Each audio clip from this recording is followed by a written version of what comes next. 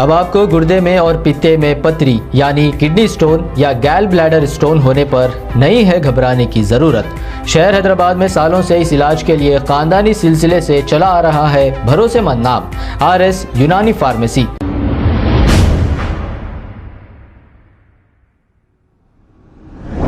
अस्सलाम वालेकुम नाजरीन, 7H न्यूज में आपका इस्तकबाल है। हेलो। हाँ।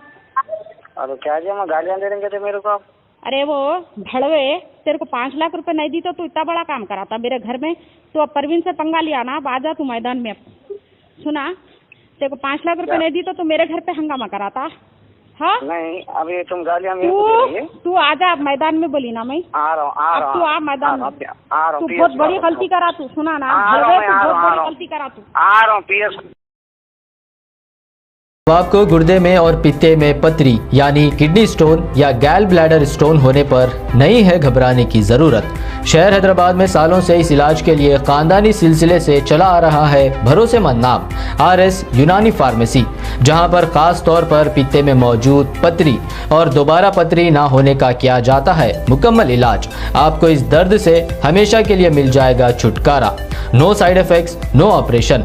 तशखीस करते हुए दवाएं की जाती है फराहम। तो देर ना करें, जल्द ही तशरीफ लाए RS Unani pharmacy, Bahadurpura X road, opposite Canara bank, Hyderabad. मजीद तफसीलात के लिए रब्त करें 9390610436 पर।